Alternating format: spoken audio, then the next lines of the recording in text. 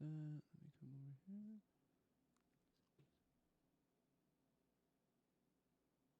All right, ladies and gentlemen, welcome to Herb Sessions. I am your host, Erbe, and today we have a beautiful guest. But first, let me get into the things that I'm into. Try Alpha Brain. It's a nootropic. It's good for your brain. Just take it. It's great. Tushy, you already know. Just do that. Black Rifle Coffee. Good stuff. I've been drinking the Big Brown Roast. It's pretty bomb. Check it out. All right, let's get to it. I got a very cool guest today. Go ahead and introduce yourself. How's it going, ladies and gentlemen? My name is Turn that mic right there. right there. Yeah, go ahead and twist it like that. There you go. All good? Yeah. Kind of Yeah. aim it at you to come down a little Yeah. bit with it. Yeah, There you go. I bet. Yeah. Cool. What's up, dude? Introduce yourself. Name's Haruni from good old Potato State, Boise, Idaho. Just here helping my boy out with the podcast. Yeah, dude. I appreciate you coming on, man. So cool thing about Haruni, when I started at the university where I work at, probably the most happiest dude I've ever seen in my life. Just full of smiles and giggles and Not say no more. Not even. Well, I try to keep a positive attitude constantly around me, and I usually only worry about things that I am in control of, and the things that aren't, I sort of just let them float away. Yeah, that's good, dude. I like that. Yeah, hands down, man. Probably the most happiest dude I see in that whole hospital. It's cool, man. It's good to see you when you're there. I have it lights up my day. Yeah. When I see him, like, all right, man, we could Yeah, joke around buddy. a little bit. We could do, because where I work, it's tough and some strong personalities, Yeah. and everybody gets tired. They get burnt out. Oh yeah. Rightfully so. And it's just good to see you when you pop in, man. It's cool. It's cool. Thanks much. Yeah. So you are a very, very interesting person. The little bit I've able to talk to you, supposedly you speak how many languages? 8. We speak 8 languages. Yeah. Damn, son. Yeah. All right. Which ones? Name them. So we've got Swahili, Somali, my main language, which is Kizigua. It's sort of like a hybrid of both Swahili, Somali, Okay. and Arabic, and also Arabic. Wow, you speak Arabic too? Yeah. That is a challenging. I've heard that's super Yeah, challenging. it's actually the first language I was taught. All the other languages I just sort of absorbed around me, just because people spoke them around me so often.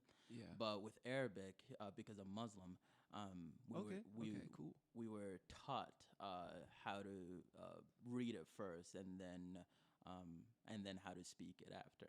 What? Yeah. So where were you born and raised? So I was born in. Let's start. Let me rephrase that. Where's your family from? Where are you from? Oh yeah. Yeah. Let's start there. So my parents are originally Somalian, Okay. but they migrated over from Somalia to Kenya during the war in the mid to late 80s to the 90s. And after they migrated over to a refugee camp in Kenya, I was born in one of the refugee camps. I think it was, I always get mixed up between the two. I think it was Kakuma and the second refugee camp we went to. It was sort of like the preparation one where they get you ready to go to the States. And that one is called Dadaab. And they just sort of chose families. I'm not sure how the process goes, but I think they just sort of choose certain families to be able to come to the States. And I was lucky enough that my entire family was able to come with me, because I've witnessed that some families get separated during that process of being brought over to the States. And then from Kenya, we immigrated over to Boise. And again, we had no choice in that. They just sort of chose the place for us. So that works in a way. So they get you guys all ready. Yeah. and then they just say, "Hey, you're going Yeah, you're going yeah, to Boise." yeah. We don't really choose. Yeah, Wow. they just choose the city and state for us, Huh. and Boise was it for us, and Ugh. it was actually. Were you like, "Oh God, I was about I'll stay." I actually don't remember much of it just because I was You're a little super guy. young. Yeah, I was yeah. about 4 when we came over. Man, But Boise. I would say that Boise was the perfect place for people coming from out of the country, especially with adults. If they're coming from out of the country and from like a very dangerous background, Boise is sort of the perfect place to sort of um, get used to and sort of learn your environment a lot easier than it would be like say New York City or and such, just because Sure. it Yeah, had yeah. that That's, it had that city feeling without it being a big overcrowded city. So yeah. adapting is I a lot never. easier. I never been to Boise. Oh, Never. it's I hear it's beautiful. oh, it is. I hear It it's is. It's been beautiful. growing like crazy the Yeah, past I few hear years, it's though. booming, and all the people that I work with that live there are like, "Man, it's getting all busy. All these people out of staters." I'm like, dude, it's not. You didn't find that state either. Who cares? Who cares? Really, Yeah. I argue with that all the time. Like, who cares? Oh yeah. This is, and I tell people who I talk to. I talk to people from Thailand to Japan Yeah. to wherever, Yeah. and they're like, "Oh, I would be a foreigner if I came there." I'm like, "I'm a foreigner. Yeah. This I didn't find the United States. Nobody." Oh, when I hear that Yeah. argument every And time. I will never say, "Hey, man, I don't want this person here." It doesn't matter I think the funniest for me. Some Oh. people will debate you. Oh yeah, yeah. Yeah, yeah, Some yeah. some people just like have such a closed mind with it. Also, it's like even though like the individual was either born in the United States, they'd always the thing they always say. I think with foreigners or like people that don't look white, they always say go back to your country, and like I've seen some like some African Americans that were born in the U.S., born and raised in the U.S. 3 generations, Yeah. and you'd have this group of white people just getting frustrated out of the smallest things, and they just be like, "Oh, go back to your country." I'm like, this guy was born and raised here. Yeah. You'd be surprised. A lot of people are born and raised here. Yeah, it's crazy to just say that to someone. I just think I just don't see how someone can just be so ignorant to Right. that fact. I agree. I totally agree. I've never gotten that argument. I understand like an influx of people Yeah, that sure, and I get the argument too that certain people come from. We'll use like the Hispanic thing, yeah, especially in California. It's yeah, a huge issue. Like a lot of illegal immigrants come over and then they just absorb a lot of like this and that, and they don't yeah, pay into it. yeah. I get that part, but I also understand that to get a visa here, to get all that paperwork, is painstakingly Takes years. years. It's expensive. Oh my. It's it. We need to make it easier. I'm not saying make it quicker, like okay, Oh, yeah, the yeah. same day, but we need to make it like we shouldn't be charging people. Yeah, yeah, Like yeah, for sure. I get a passport and I can go anywhere. Yeah. You know what I mean? That doesn't make any sense. Where every other country, it's so hard to get in here, Yeah. and it's just weird because I have a lot of Filipino friends that are trying Yeah. to get their family over here, and they just And it's like years, they don't like really you like said, years. yeah, they don't really want to come here just for the fun of it. They're like Yeah, they wanting want- to come here yeah, just they for really- safety. Yeah. Like it's like I just want to survive. I just want to see my I want to see my family. kids. Yeah, my son- kids. my wives, my siblings, cousins, like whoever, just be able to live their life without the danger of being shot, Shot or kidnapped, kidnapped or human trafficked, yeah. and all that. It's Yeah. There's a it's- reason why they Yeah. want to come here. You know, it's not just for hey man, I want to just suck up, the Oh, yeah. United States and all what it can give. Yeah. There's a lot more to it. Why I think people just don't really want to sit back and realize. Yeah. And I've been very fortunate to work in the medical field. I'm sure you too. Oh yeah. And going to universities where I graduated, you meet people everywhere. Oh yeah. Oh, yeah. Everywhere. And it makes you realize, like, dude, you ain't shit. You think you have it bad? Trust me, everybody has their thing, Oh, and yeah. you have to respect that, and I do. But I really sit back in my life and it's like, it's some people wake up in war zones, Yeah. and that's normal. Oh yeah, it's crazy. My dad went to to visit his dad. I've never seen my grandpa, or at least I don't remember seeing him. Yeah, yeah.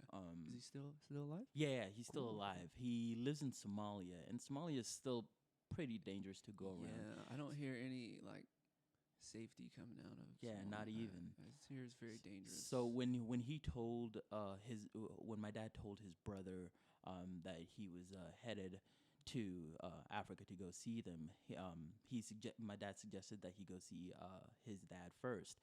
So, but my uncle who lives in Tanzania, I believe, he suggested to my dad that he just have my grandpa just go over to Tanzania, which is much safer.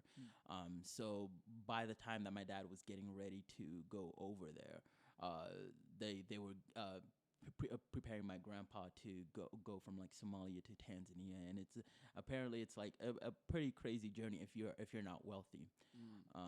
So yeah, and so when my dad got there, he went to Kenya first to see some family members and just to see how people grow up and such, because he hasn't been back since we came to the States, and it's been like what 18 years now. Dang. Yeah, it's crazy. Wow. Yeah, it's crazy. See, even that right there, I'm just like, Yeah. I'm Oh like, my goodness. huh? Yeah. Yeah. And apparently my uncle gave my dad the like do's and do nots of traveling around certain areas, and my dad was a bit frustrated just from getting the tips, because he's like, oh, I was raised there. Yeah. But it's like he's been in the States so long that my uncle was a little worried that Sure. Like, hey man, you kind of been out of the loop a little. You kinda, Yeah. Been out for a while. Been out for a while, dude. Oh man, dude, that's wild. Oh yeah. So, with that being said, you came to Boise. Yeah. And then, what was that like, dude? Did you experience a lot of? So, I guess our big topic too is what's going on in the world recently. Yeah. Is a lot of the Black Lives Matters, Yeah. and I'll be upfront, I'm not black. Yeah. I have no idea what that world is like. I probably will never know, but So what was it like? So I for don't want to me, sound like out of no, content. you're good. Like, You're good. you're black. What is- No, you're good. But Well, for me specifically, especially because I came from a different country, I was a bit oblivious to the racism going around me until I'd say in high school. Then when I came to college, things were great. Just because, like I said earlier, I try to keep a positive attitude with everything going on around me, and if ever there's like some person that's super negative around me, I sort of just block that out. sure. So for me, I had like a great way of growing up, and partly due to being oblivious to the racism around me, that like with the people that were racist around me while growing up. But when I came to college is when I like started looking back and realizing like what I actually went through, like just certain memories popping up, or like certain events popping up that I didn't even think were such a big deal. But then looking back, and I think I told you about this family friend of ours. She's been working with so my tribe, I guess you would say, is the Bantu tribe, and she's been working with us ever since we came to the States, from people before that became before us also. Oh, so you guys have like a group. Yeah. There's like, Yeah. so did a lot of people come at once with you guys, or No. is this kinda just like one group at a time, one family?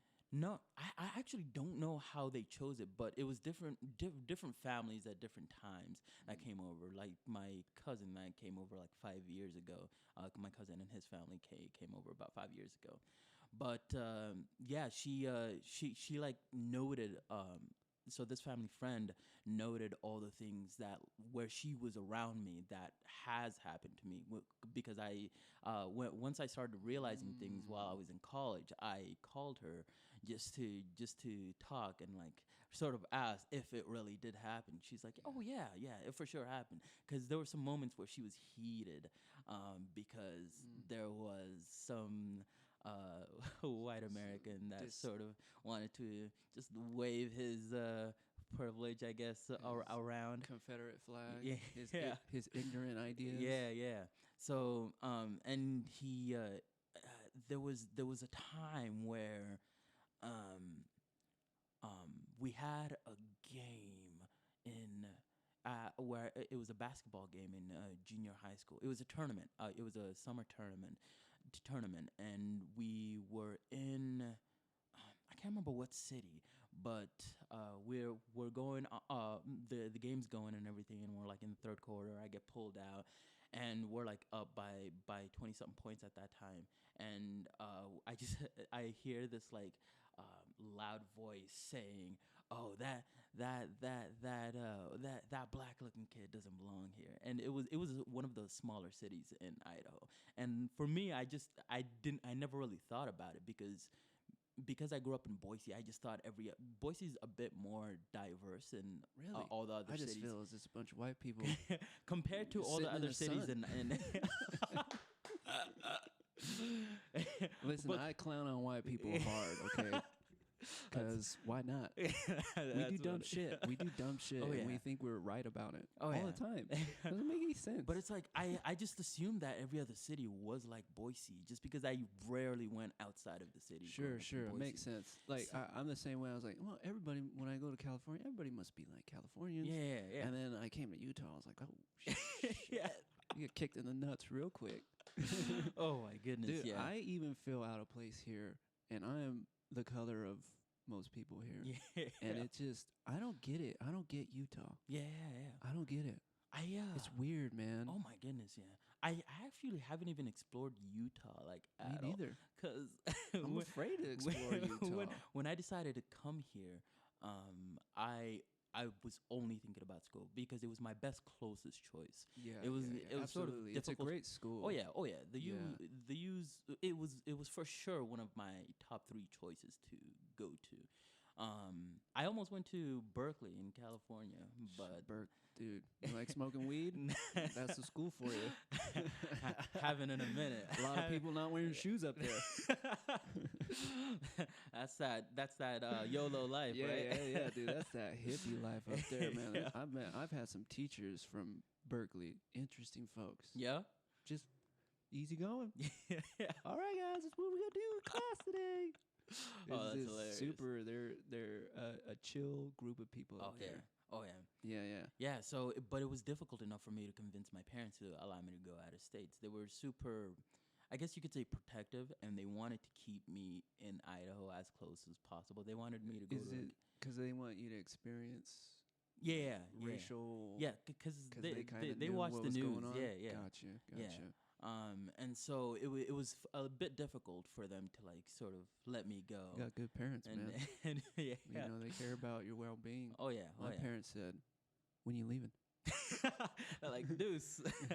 And they didn't care where you ended up, man. Oh man, that's unfortunate. Yeah, but you know that's for another Yeah. story. So, your parents let you eventually come out, but when you were in school, you started. Yeah, I you started thinking you about started thinking about it. like certain events that happened in my life because of the shootings that um Yeah, you'd there was see a period of happening. time. There was a lot of just Yeah. cops murdering Oh black my goodness, folk. Yeah. Oh my Dude, goodness, I yeah. remember. I'm like, what? And What is going on?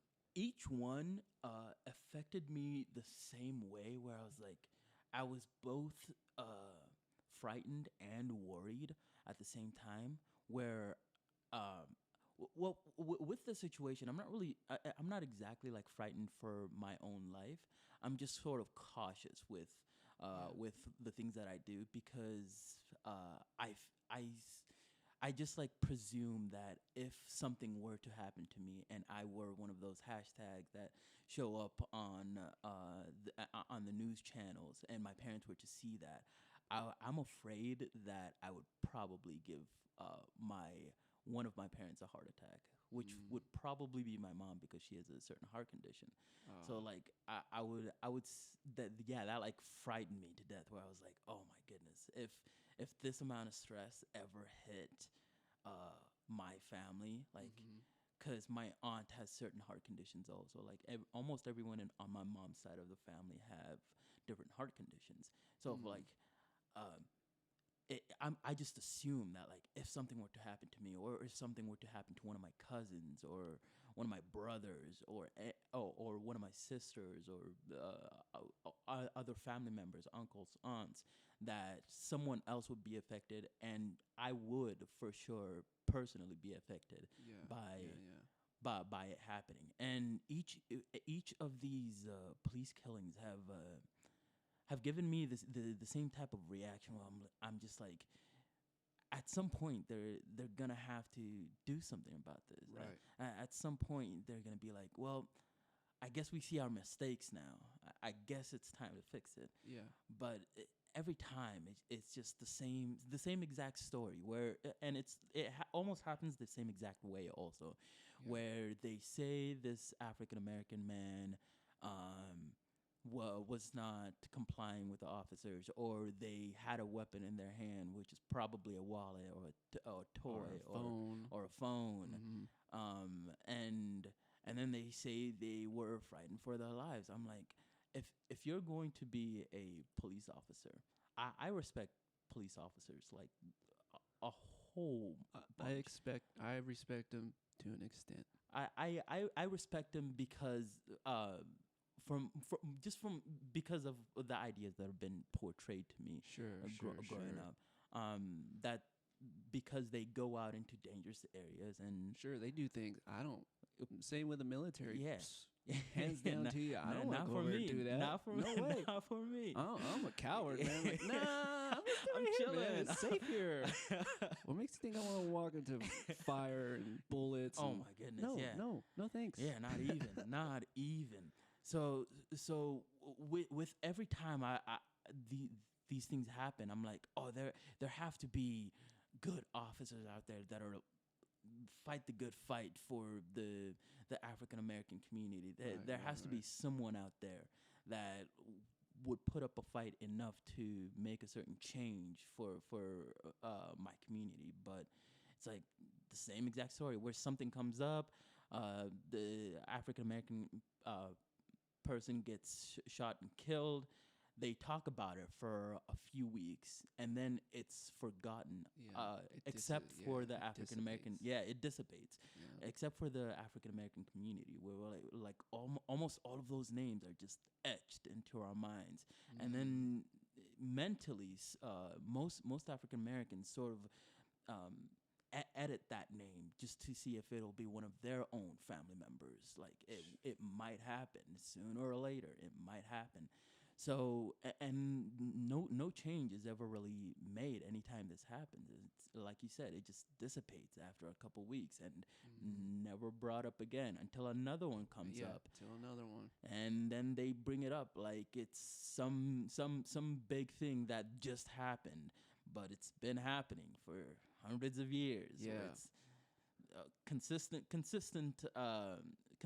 actions that keep happening and absolutely nothing done about it. It's crazy to me. Yeah. Were you ever, when you were being brought up as a little guy, because I have some friends who bring their kids up, they're African American, Yeah. but they bring their kids up differently. Yeah.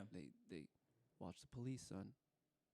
Make sure you're always looking over your Oh back. no, my parents never did. They never did They that. never huh? did because, well, I think it's because they're foreigners. They still think of themselves as just Somalian, not African American Ah. at all. So what they expect is they because of what they were told to do, what they were told would happen is you follow the rules, the right things happen. You don't follow the rules, the wrong things happen. So I had this one experience actually pertaining to this where um, I was back in Boise. I was in my senior year of high school. I was getting out of a Walmart. I was just leaving Walmart, and there's this. So when you're leaving the Walmart, I didn't take the. There's this little shortcut that where you could take the main street. Oh, my Oh, bad. you're all right. You're all right. Where I could just take the main street, but I decided to take the lights instead. Yeah. So when you take the lights, there's a right turn, a middle lane where you go straight, and then a left turn. So I'm on the lane to go right because I was headed back home, and there was this it was a white Escalade that was going straight.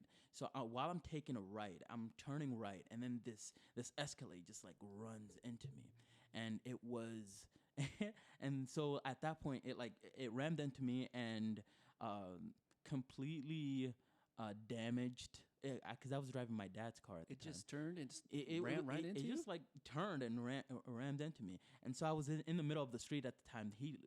That Escalade took a left turn instead of going straight this time, and then was at the edge of the street, and they got out of their car, but I was in the middle of the street. It was my first car accident. Yeah, yeah. So I wasn't sure what to do, and I assumed because I was in the middle of the street, I'd have to get out of the middle of the street. So I went back around because I wanted to get that person's contact info, get each other's insurance, Right. just to Yeah. go. Like, why go did you chase me down? yeah, And hit me, yeah.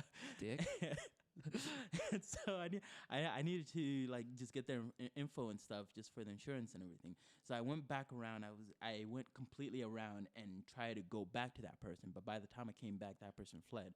So at that point, I'm like, you know what? Let me just go home because I was like not sure what to do at all. So I went home. My parents weren't home at the time, but I called my parents to try and let them know what happened, but they weren't picking up. So then I called my uncle to let him know what happened, and he picked up, and I just let him know, and he just told me just call the cops, and then call your dad and let him know what happened. So I called the cops, let them know what happened, and and then they told me to meet them back at the Walmart, and then I called my dad, and he finally picked up, and I let him know what happened. Then and they were like on their way back anyways. So they got back, and me and my dad got in the same car and drove over to the Walmart, and the officer was waiting for us there. And this moment, Did the Escalade guy person come no, too? not They even. took off. They took off. Oh, man. So then me and my dad went back to the Walmart, and the cop was waiting for us there. So we saw the cop. We pulled over, and we parked, and me and my dad went up to the cop, and the cop asked for my statement. I let him know exactly what happened, and this frustrates me so much. Anytime I think about this. Uh-huh. So then the cop told me that I was completely lying, and I would never ever tell a lie about something like this. Yeah. I rarely lie, and How would he even figure that you're lying? You went and wrecked your own car and then Yeah. come so on. what he told me was he saw the he checked out the cameras for Walmart, and he said that I ran into him, and and he told me that I was lying completely. Then my dad got mad at me. That was the only part that like really got to me, where my dad got mad at me, and I told my dad exactly what had happened, but he Sure. thought I was lying, like the cop thought I was lying, because the cop is Authority figure. authority figure. Sure. Yeah. So so then the cop threatened to lock me up because he's like, oh, if you won't tell me the truth right now, I will cuff you right now and take you to jail. I'm like, no, I'm telling you the truth. I like stood my ground because there's no way in hell that I would have lied Yeah. about something like this. And so I told him, if you've got the video, may I see the video that you say I am lying about with this incident? Yeah. He's like, no, I don't need to show you anything.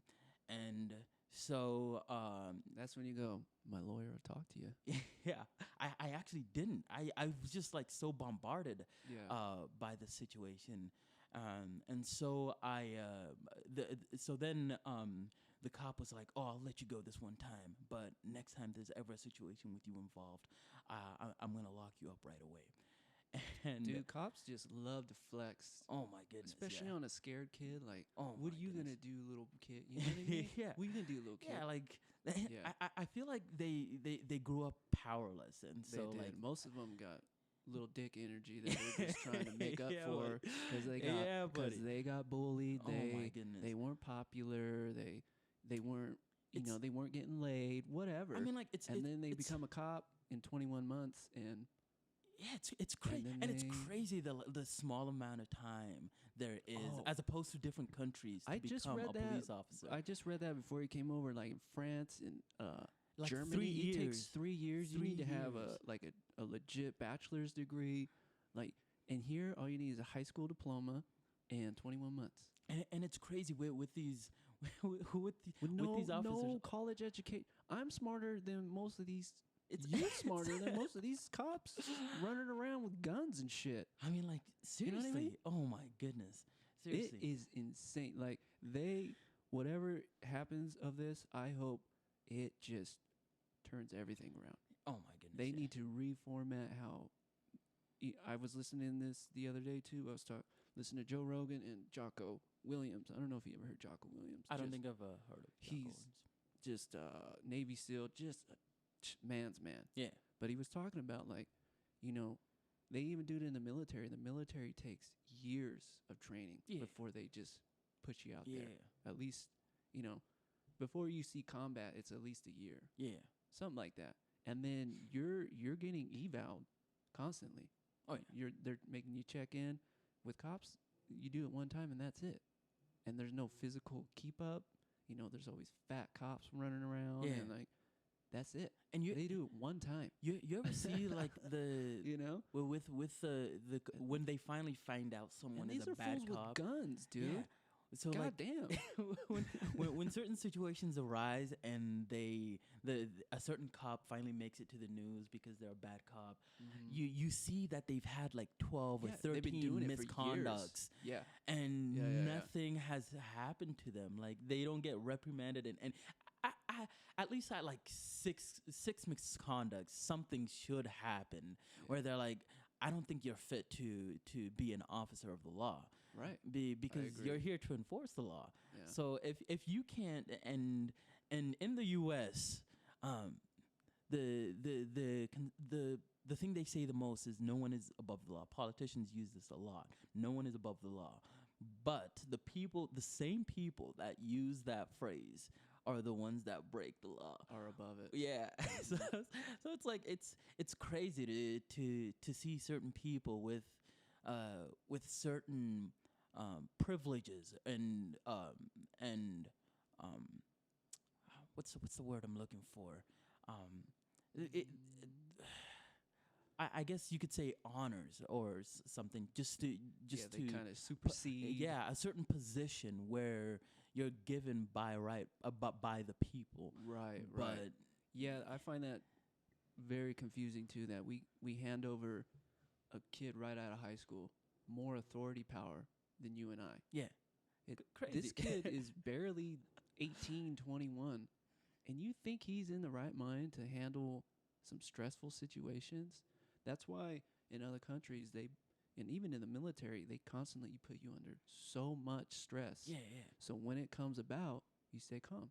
You find a better way to handle it instead of pulling out your gun and just be Yeah. like, I can't handle it anymore. I'm gonna shoot you.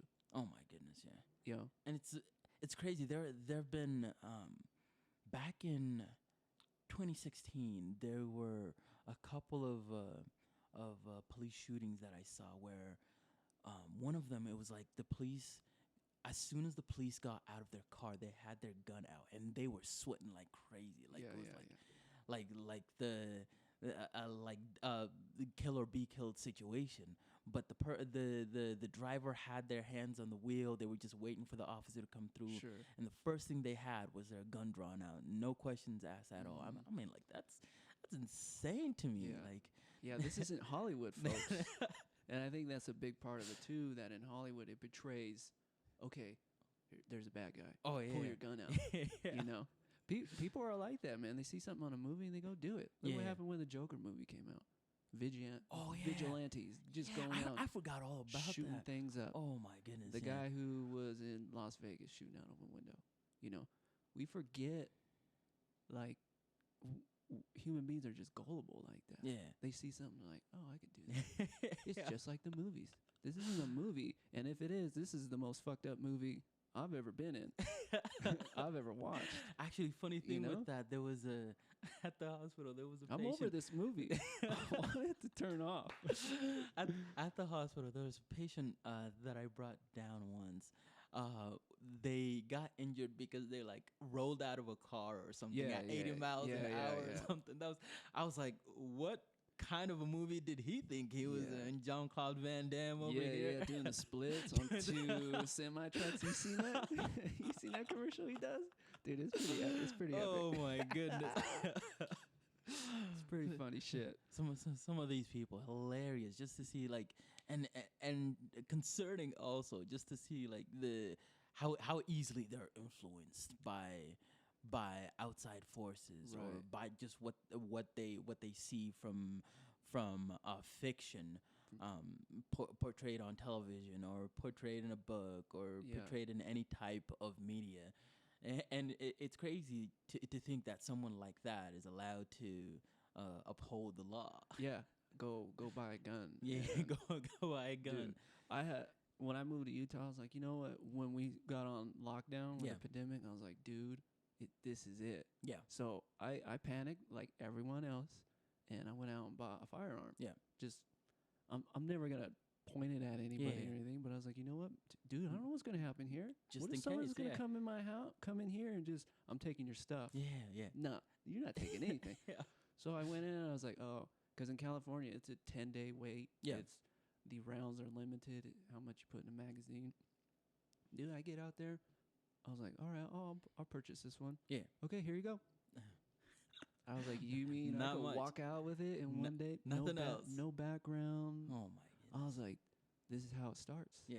This is where crazy fools buy guns and. And remember in I don't know if it was I like in shooting guns though. it- Does that make me a bad person? Not even. You know, I like shooting guns. It's fun. Yeah. It's fun blowing shit up, man. You take all your buddies out and you shoot at some shit. It's fun. Yeah. It's a good time, you know. It's a good stress reliever. Yeah, But you need to be aware of what you're doing. Oh yeah. Oh yeah. You need to be in the right mind. Oh yeah. You know, Actually, you remember? I think. dude, what's this This- tea you brought me?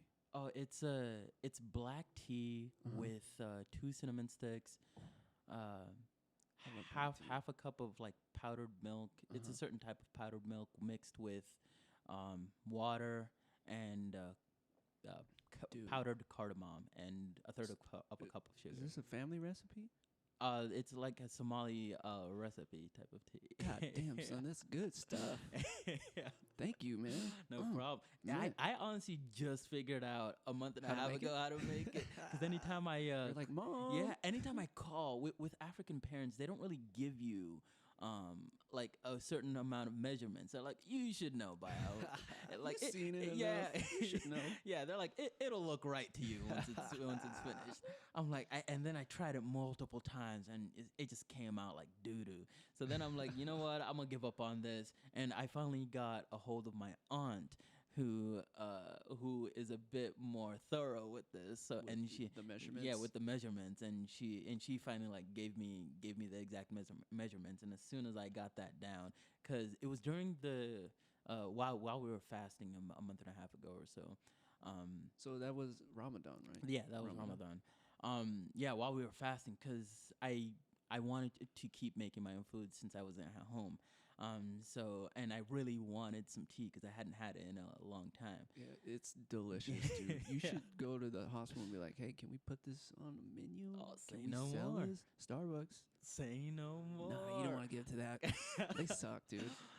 I never go to Starbucks for their coffee. I only Did go there you- for like their fruit drinks. Did you hear what they did somewhere in Oh, where they didn't allow any Black Lives Matter shirts or like Yeah, anything yeah, to yeah, be yeah. worn like Like that. no shirt, no shirt, no Yeah. shoes, no service. Yeah, like It was it's like you can't wear a Black Lives Matter shirt. it was Dude, Starbucks, fuck you. stupidest thing ever. But then I heard about Ben and Jerry's. Ben and Jerry's, Dude, where do they come from? fucking They're just bomb. crushing Oh it. my goodness. Those two dudes are all about it. You gotta Oh respect my goodness. that. They're going to jail for it. At some point, the United States is gonna have to wake up and be like, Oh yeah. we can't keep putting people in jail Oh yeah. for this, Oh, for a lot of shit, you know. And they need to wake up, especially Congress. Everybody needs to wake up and realize, like, and I read this somewhere too, that our racism has ran all over the place with every race. Yeah, yeah. You look at Nazi Germany, all the Jews, the Yeah. whites, concentration camps. You look at what the United States did to Asian culture during World War II. Yeah. Put them in concentration camps as well. But eventually that all kind of stopped. Yeah, yeah. But the only race that keeps getting picked on Or is black is people. black people. Yeah. It's the only, I mean, there's some races towards Asians. Yeah, there's yeah. all sorts of things, but the one culture is the black community Yeah. that still gets I mean, just it's crazy that it's gone on, that it's still going on. And the argument I always hear that people like would bring up whenever I like I usually rarely bring race up, but whenever I do and I say there for sure is racism around America and I've experienced it, the argument that they bring up is like, oh no, I think they're just some bad apples, or it was just that situation pertaining to you. There's no such thing as racism in America.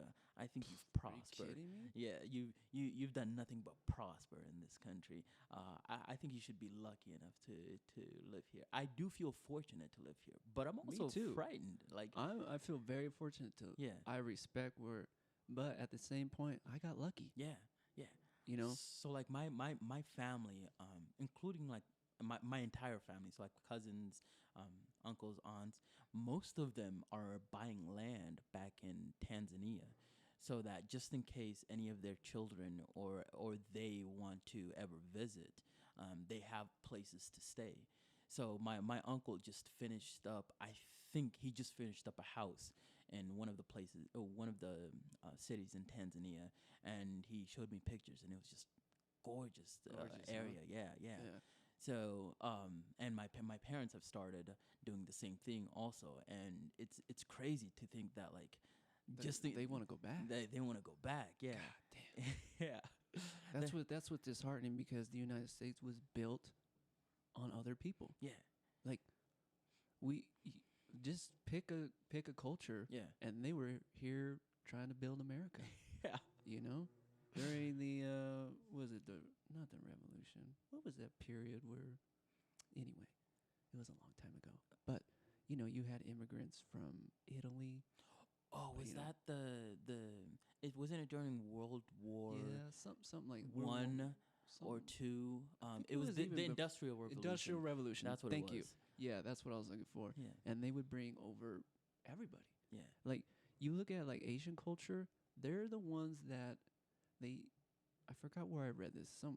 In my history class in college, they're the ones that when they came to San Francisco, that was the second, because there was the one in New York. What was that called?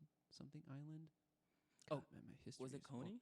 Coney Island. Yeah. There's actually another Is it Staten? Staten Island in San Francisco or something like that. Oh, No, not San not Francisco. Staten, I'm that's- thinking of New York So there was another one, believe it or or not. New I don't- Jersey. I mean, Yeah, a lot of people don't know. I didn't even know until my history teacher told me.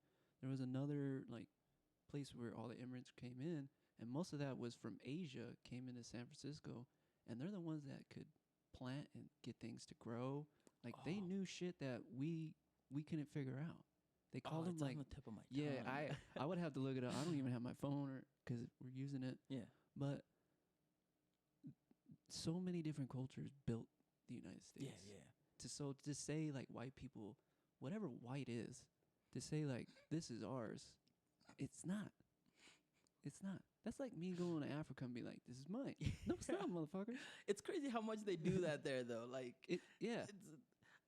I'd say a bunch of like people that aren't from Africa do that with African land resources and have completely like destroyed countries by doing that, having that same type of idea where they just go to a place and say, nope, doesn't belong to you anymore. Yeah. This is ours now. It's all Great Britain's fault. Just kidding. Kidding, Brits. Kidding. Kidding. You know, at one time they ruled half the world. Oh, yeah. That little ass country took over everything. Oh, yeah. It's crazy. What's his name did a bit on that. That comedian. He's awesome. But yeah, I was like, dude, are you kidding me? Half the world at one point? That's insane. Crazy how many empires have risen and fallen. Risen and fallen, risen and fallen, Yeah. risen and fallen. And I feel like the United States has risen, and it's time to fall and rethink this thing. Oh, yeah. Oh, you know? You know how much African Americans like make up for the economy? Like, A ton. yeah, like isn't it trillions Yeah. or so a year just by how much they buy on a yearly basis? It's I don't know the exact number. It's either like no, I'm pretty sure it's like a little over $1 trillion or something like that. Man. With the African American community. And when I heard that, I'm like, geez Louise, and they still like treat us like we're over here making the economy great again. But we're treated as if we're the dumpster divers. Right. As of though the you guys nation. are just, exactly what you said. Yeah. Man, I don't know. I don't understand why we're still. It's like gay marriage and all that. Why is that even an argument? I mean, like, who cares? It's their lives. Like, cares? it's You know? their lives. Doesn't affect you in any way, shape, or form. I've had that argument. I was like, because I have some friends that are totally against gay marriage, and that's fine. Yeah. That is their choice, but they would never hurt anybody. They would Yeah. never be like, shame or anything. They're uncomfortable with it. Yeah. And you're allowed to feel Uncomfortable. Yeah. Because that's your right. If you start disagreeing with everything and you're not having like a conversation, Yeah. then who are you? Yeah. Like you need to kind of step back. Another drone. Yeah. kind of think it out a little bit. Okay, why don't I agree with this? Yeah. And move on from it. Yeah. But why that's still a thing? And I told him, I was like, do you wake up every morning and go like, oh man, gay people are getting married? It's just, dude, I can't. First thing that's on their mind. Yeah. I can't go do my job. It's just, boss, I can't. Think about it. Think about it in that simplest form. Yeah. Does it really affect your day? Yeah. It's crazy the amount of things that people stress over that doesn't pertain to them at all. And it's crazy how much they ponder over it like often. Yeah, they worry for about absolutely no reason whatsoever. And it was weird because I grew up I don't know if you remember this, when Prop 9 came out. It was in California. It was a vote to against gay marriage. Oh yeah, I remember. But they that. worded it in a way where yes meant no and no meant yes. They tricked a lot of people. Oh really? Because my dad, he's against gay marriage. He's against a lot of things. Yeah. So whatever. But he even had the sign on our lawn that said yes on Prop 9. But the yes meant no. So they tricked a lot of people in California to Jeez vote. Louise. Yeah. And it came out later. Like, Oh, there was actually this. But he's one of there's a lot of people like that are just wasting their time on Oh yeah. shit what does it matter? Does it really matter? Does it affect your income? Does it affect doesn't do anything to Yeah. to think about it as much as you have. Yeah. There was this post I saw specifically about California lawmakers and the people that um, How they trick people and stuff yeah, like yeah, that. yeah. Yeah. Well, this was more about the African American community, where it said, where is it at?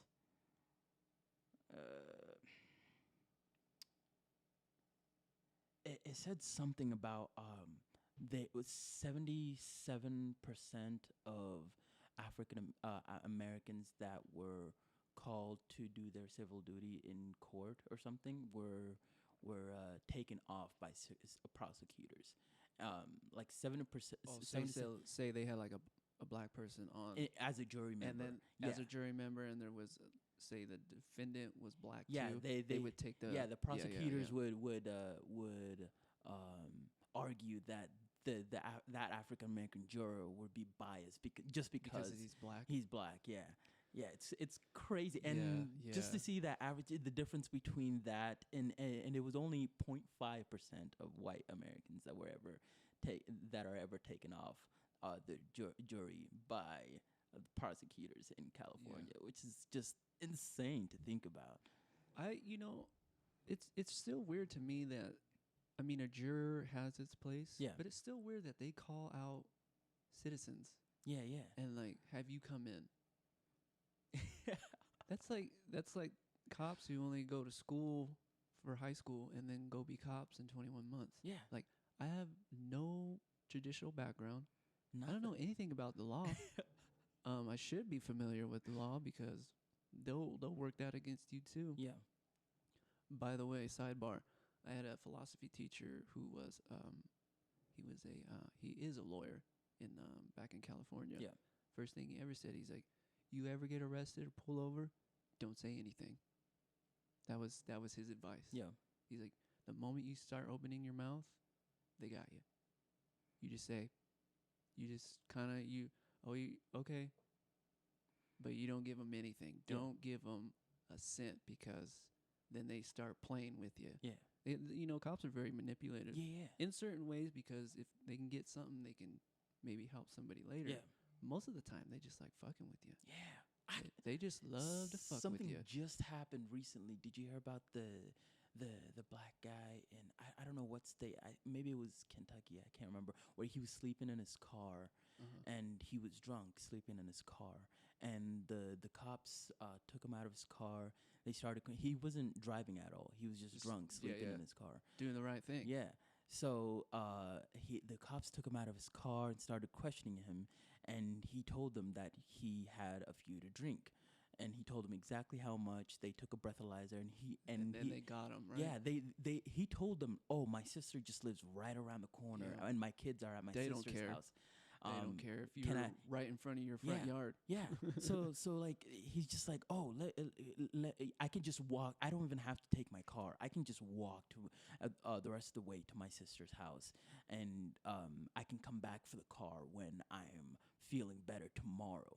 And the cops just kept on questioning him, and then he started getting frustrated, and it kept going on. And at some point, they were trying to arrest him. I didn't watch the full video just because I just can't. Yeah, it gets hard afterwards. Yeah. It's like, God damn, man, come on. Yeah. But that's what they like. And I'm not here to shit on cops. I'm really not. But like you said, there's a big problem of they're very instigating. Yeah, yeah. Oh, yeah? What else you doing? What Yeah, else? yeah. What? And you're just like, dude, there's a lot of honest people out there that just want to go about their day. They want to go to work. They want to go home. Yeah, he's just probably they got him could be frustrated enough to like, and that's when what they went. do. Yeah, when they try to like cuff him, he got frustrated and then took the taser off the cop, and he shot the taser, but he didn't hit anyone, if I remember correctly. Don't quote me. Yeah. If I remember correctly, and he didn't hit anyone, and then he got shot down afterwards.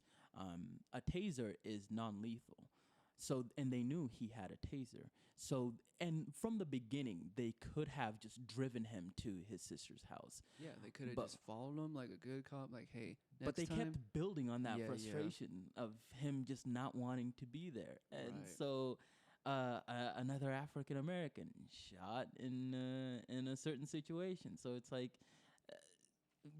at some point, does the amount of blood that like this country allow inside the country, will it ever like get too much? Will there ever be like, oh no, we Yeah. Well, ooh, we went too far. we on went that a one. bit too far on that one. Yeah. Yeah.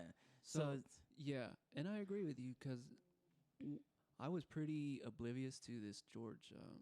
What was it? oh, the George Floyd one. So the George Floyd thing, I was like, I kept hearing about it. I'm like, what are you guys talking about? Yeah. Because I try not to watch the news. Yeah. It's just, Yeah. And I'm like, what are you guys talking about? And somebody finally showed me the video. Yeah. So I'm sitting there. I'm like, okay, okay. And then I see him lay on that dude, and I see him just sit on that dude and look at the camera and not have any emotion to what he's doing. I mean, that was probably I was like, the first time ever where of like I'm glad that I wasn't. I don't think I would have had any or people would have known that I was frustrated or angry in any way if I was outside. How does that work in your mind? So with Because- that one, that was sort of the first time I've like truly been angry and sad all at Sure. the same time. Because it's like at some point when he knew he was gonna die, he called out for God his mom. damn, he knew it was coming too. He called out for his mom who was already dead, and that shit just hit me hard. I'm like, oh my goodness! I Like, mean, think about what he was thinking though. He's like, this dude's gonna kill me, yeah, and he, Like- dude, and it happened, and he and- knew. That's what's really weird. Like when he called out, he's Yeah. like, this is it for me. yeah, it's- You know, if that doesn't like give you chills, it gives me chills right now I thinking mean, about it. Yeah, It's just I like. fuck, man. Like, get off of him. Get off of him. And he And- didn't. And he just stepped off, and Yeah, when the that was it. paramedics, I quote this because apparently they weren't paramedics. There were other cops that came to pick him up, I guess. They didn't really check on his pulse. They just told him to get. Oh my goodness! The worst part for me was when he called out for his mom, and when the paramedics came, when they like just picked him up, you didn't see him move at all. It was like just like I don't know how to explain it, but It's kind it of was, a lifeless. yeah, just like a lifeless.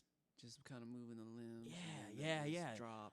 Oh my Yeah. goodness, that moment right there, I was frustrated more than anything, Yeah. and so I'm glad I had because I've said this a couple times already where I usually don't ponder over things often if they aren't in my control. This isn't really in my control, Mhm. but I can't stop but thinking about it. And I haven't stopped but thinking about it ever since I Yeah, started yeah. thinking about all of the lives that have been taken before, ever since I started realizing Right. about all these lives that have been wrongfully taken Mhm. before. So it's tough to sort of switch just to being like that good old happy guy. Yeah, yeah. Hey, Cheerio. Haruni. Yeah. You held your posture and your emotions very well, Yeah. because I couldn't tell. But that's the reason I wanted to talk to you. Yeah. Is because, first of all, I'm white. I don't understand what it's like. Yeah. Having to Yeah. everywhere you go. Yeah. People following you in the stores. So ever since And I then this happens. How does that affect the black community? Because let's be real, Utah is very, very dominant white. yeah. So I rarely even when I first started going to school here, I rarely went off campus. The only times I'd go off campus is if I'm either going grocery shopping or just shopping and or like going on a run or something. Mhm. But I rarely, even more rare for me to. It'd be even more rare for me to even go outside of the city, just because the first thought before I started thinking about all these um, shootings, and all these deaths. For me, the first thought is I'm just here for school. I'm not here to really enjoy myself or anything. Yeah. Just because that's how I was ever since I started school. I'm just here to learn. And I wouldn't really go outside much, but my roommate at the time when I lived on campus, we'd like go out to different events in different cities from time to time. Just because he's like, oh, maybe we should just do something fun for once, just because just try and relax, be relaxed, be a human being. It's all right. Go out a little bit. So yeah, I did go out a bit during my first year, but not as much as most people that I knew. And after I started realizing all these things happening, after I started sort of getting out of that oblivious phase, seeing that that would never happen to me. Right. You're starting to recognize. Yeah, I'm starting now. to recognize things, and after that, I would be like on constant watch of my behavior more than anything. I'm a mellow guy 24/7. I'm chill 24/7, Yeah. but I'm more careful with like what I say or how I do things, especially in public. So as soon as I like step outside, I it's like you said, I take two looks just to Double gain my check. composure. Triple check. Yeah. And one thing that I do anytime, because I live really close to the hospital, anytime I'm working late and I get off around midnight, there's this crosswalk. I think I told you about this before. There's this crosswalk by the house where at late nights it doesn't really, because I cross I go over from between North Campus and I can't remember what that street is, but I cross that main street in order to get to the house. And late nights especially, that crosswalk doesn't come through fast. There have been times when I've been tempted to like just jaywalk, but I'm no, someone might be right around the corner. So I'd wait like good dude in the bushes. 15 good 15 to 20 minutes where I'm just like waiting on the crosswalk to signal to turn on. So I'm just like waiting patiently because I'm like, no way I'm gonna risk me being in that situation ever. So I'm more hyperactive with anything and everything that I do outside of the house, outside of like my own like super safe environment. Yeah. So and my parents still don't. They realize it.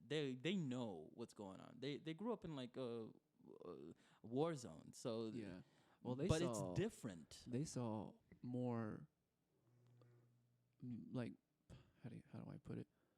More same race on same race. Race on same race. Yeah. But it's different now because it's like our community doesn't trust like people from the outside. We have this family friend of ours. That's true. Now that you say that. Yeah.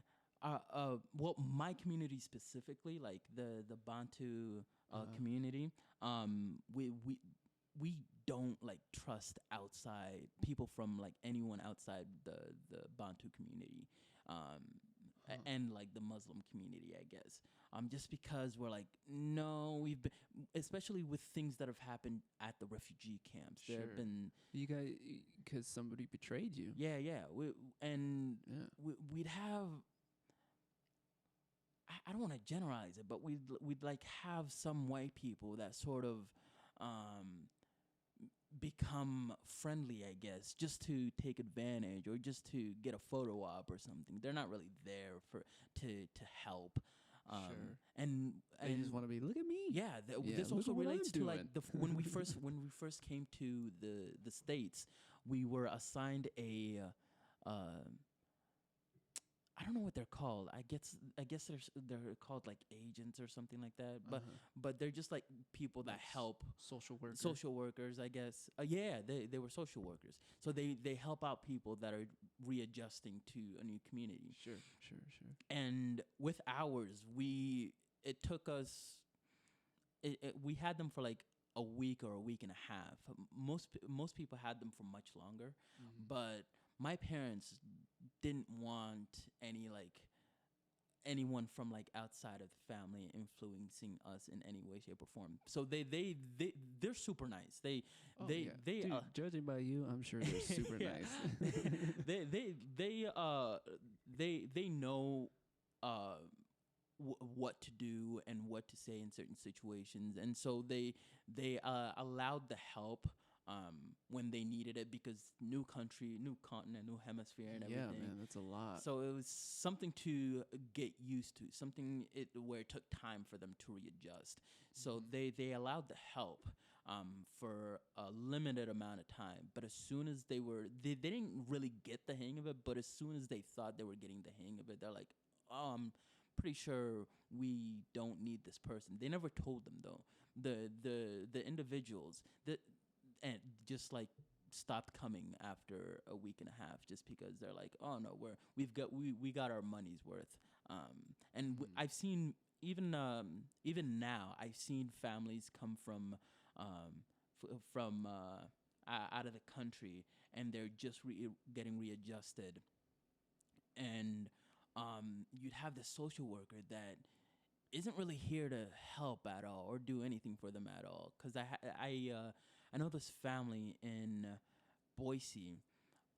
They just moved here a year and a half ago. When I was visiting Boise around that time, when I was in Boise around last year, they were there for only like, I think, barely a month. They Mhm. were there for barely a month, and they were locked out. The mother was locked out of her home, and she wasn't from my community, but I spoke Swahili. So and my mom was talking to her at first, and my mom asked us to help just to see if they could get a hold of her Dude, how cool! agent and How such. cool is it when you meet somebody and you're like, oh, you speak, and you're Yeah. able to like do the Oh dialogue. yeah, yeah, God, yeah. man, I'm so jealous of people It's who know like multiple languages. it depends Dude, though. seems fun. It's It seems like a lot of fun. but it does depend. If they're like the super old timey type, if you get like even the slightest grammatical error, Uh-huh. they're like scorn you for that. They're like, How "Oh, dare they? you're becoming super American Oh now, yeah, aren't you?" yeah, Yeah, you're coming. yeah. I hate the term Y- whitewash. You're yeah, coming whitewash. yeah. So we're not allowed to. Well, we don't. I wouldn't say we're not allowed, but we don't speak English in my house back in Boise. I think that's great. At all. Yeah, Yeah, we why? speak multiple languages, but English. Yeah, yeah, yeah. We all know it, but Sure. English is like the like least important thing Yeah. in the house too. And I to think know. people need to realize like the English language is not the most popular language. Oh my goodness. Dude, go step out of the country for a little bit Yeah. and you'll realize like nobody cares about the English language. Yeah. Dude. It's- Nobody. it's crazy. They 'cause- look at you going, huh? What? What? Yeah, when Yeah. when certain people that are a bit more ignorant than others, when they like hear someone speaking another language, they think they're the stupid ones. But this person speaks multiple languages as opposed to you just Yeah. speaking. I speak one language. How do you- Everybody I know either speaks 1, 2, you speak 8, you know? I hate the fact that I was like, God, dude, I feel really uneducated. It's weird. I'm extremely educated. Yeah. And then I hear other people talk like different I'm like, dude, I'm dumb. Yeah. No, you know what's crazy? I thought United States does a disfavor to a lot of kids Yeah. not learning different oh languages my goodness, yeah. from the get-go. And they don't really advertise like They don't. learning different languages much until when in my senior year, beginning of my senior year. No, it was like right before when I was starting to apply for colleges. I needed to. No, it was before I got to high school because I started taking Spanish. And I was told that like colleges like people that know multiple languages. So crazy thing, I thought I had to learn Spanish. No, And- dude, you know enough languages. I mean, unless you want to learn another one, you can. But Yeah, so like I started taking Spanish. That went to Spanish 1, 2, 3. I didn't take Spanish in college, but I was able to go on a trip, a pre-med program in Spain. How was that? A couple years ago. It was fun. I Yeah? wasn't expecting it to be fun just because a week before my cousin passed away up at the hospital. And I didn't want to go, but Sure. a lot of family members and friends convinced me to go. They're like, maybe you just need something to like sort of step away. yeah, for a step little away bit. for a little bit. Yeah. Mhm. So then I went. It was a lot of fun. During the week we do MCAT prep, shadowing, and Wow. a bunch of different things. And the weekends we got off, so we went to different cities and explored Yeah, different yeah, cities. yeah. So it was for sure it was the first time I went out of the country since coming in. So it was for sure Oh, like cool, an man. experience. Yeah. Yeah, it was a lot more fun than I expected. Yeah. Damn, that's cool, man. Yeah. That's cool. Well, you know Spanish now too? Yeah, yeah. God, Yeah. dude. Not Dude. not almost fluent, but not really Yeah, fluent. yeah, Yeah. I think I know how to say low in like a couple different languages. but Yeah. That's about it. Yeah. I think that's why everybody kind of gives me a hard time because, you know, I'm very drawn to Asian cultures Yeah. and things like that. Yeah. So I date women that speak, you know, Yeah. different languages, and Yeah. you know, you start learning. Yeah. And I always tell people, sure, and this is way off topic, but you know, you could play it safe, Yeah. and date the same race, Yeah. if you want. And most races actually encourage that, Yeah. just because it's easier and it makes sense. Yeah. But for me, you know, that ain't my thing, man. Yeah. Because I already know what white culture is, Yeah, whatever yeah. it is. It's boring. Yeah. There's nothing to it, Yeah. and we steal other cultures' shit, Yeah. and then try to make it our own. Yeah. Okay, so that's white people in a nutshell. Yeah, I'm mad dogging a little bit, just a little bit. So why would I want to date some? You know, I already know all that. Yeah. I want to learn something new. I want different culture. I want Yeah. different family environment. Yeah. When it comes to white people's family, they're the worst, dude. Yeah. They're one of the worst. White culture needs to kind of wake up a little bit and Yeah. see what they're doing to themselves. Yeah. You know, you're holding on to old ass ideas Yeah. that don't make any sense. You know, you're doing yourself a disfavor by I can only mingle with a certain type of people. Yeah. Yeah. You know, you're missing out. Yeah. You're really missing Oh, out. yeah. You know, I've experienced so much just from dating other cultures, being around, and dude, Yeah. I feel so well rounded. Everybody's Yeah. like, "How do you know this shit? Why do you like that?" I was Yeah, like, yeah. "Dude, you got to try. Yeah. You can't keep living like in this bubble Oh, yeah. because then you'll end up like that cop. Yeah. That's how it happens. You stay in a bubble. It's like a one-way thing. Yeah, one-way street. Yeah. You know, and a lot of that comes from their upbringing too. You know, Yeah. that's our generation has to turn this around Oh, yeah. big time. Yeah. It's really up to us. The old generation, they're set. Yeah. They're not gonna come out and help. Nothing to add on to. Yeah, they're older. They don't really give a fuck, to be Yeah. honest with you, and that's fine. Yeah. That's not their job anymore. Yeah. It really is us. Oh, yeah. It's the young people, 'cause we're out there saying what's up, Yeah. you know, Yeah. and we're challenging a lot of ideas, especially this Constitution. Yeah. God damn, Oh my get goodness, rid of it. It is an old piece of shit that doesn't make sense. Oh, yeah. Oh, we want to have guns. What? Who fucking cares, dude? Who cares? The funniest thing I'd see on social media. You're gonna take our guns. after No one's gonna take your guns. Relax. after these police killings that became public with Breonna Taylor, George Floyd. You remember that one kid who got killed in San Francisco on the train? What was on a his name? train? Remember, he was getting off the train. There's a movie on Netflix. I forget what his name Oh, was. is it Fayetteville? Yes. Yeah. I remember because Michael B. Jordan Yeah. played that Dude, character. how quickly we have forgotten. Yeah. Oh my goodness. I think about that one. Holy Oh, my shit. goodness. That one was bad too. You know, it's crazy And because nobody's talking about it. I whenever I see these things, I don't want to watch them, and I don't I either. I didn't realize there was this one movie. Maybe this is a bit off topic, but there was this one movie called Black Hawk Down. If you've ever watched Yeah, it, yeah, yeah, yeah, yeah, yeah. it was about the war in In Somalia. And stuff, Somalia, yeah. yeah. So we Is it we really like that over there? it was Did they portray it? bad. Is it like that? It was bad. God damn, It's really? it was worse then, a lot worse then. But we were watching it at our house back in Boise, and my parents weren't in the house at the time. They were like grocery shopping at the time, Yeah. and then they came in and sat down. They started watching a little bit, but then they like started realizing what it was about. They're like, "No, turn this off." And Does it irk you how the world of Hollywood goes in and betrays different yeah, races yeah. and And and we assume honestly, oh, they must be right. they generalize a lot Oh, what yeah, African dude. countries are like. You ever They seen? make it seem like it's the worst Yeah, thing on remember- the planet. It's like, remember? I remember think. Blood Diamond? Oh, Oh my god, goodness. dude! I was like, dude, I never want to go over Yeah, there. you know those commercials with those kids where it's And we like go in back the to how gullible world we are? of the angel. Yeah. I It goes see back to being that gullible. so much. Where I'm like, nah, this isn't every place Right. in Africa, but and people believe that's exactly how it is here, there. Like Dude, Americans here guilty. believe like Guilty. that's exactly how it is, and I'm like, Yeah. no.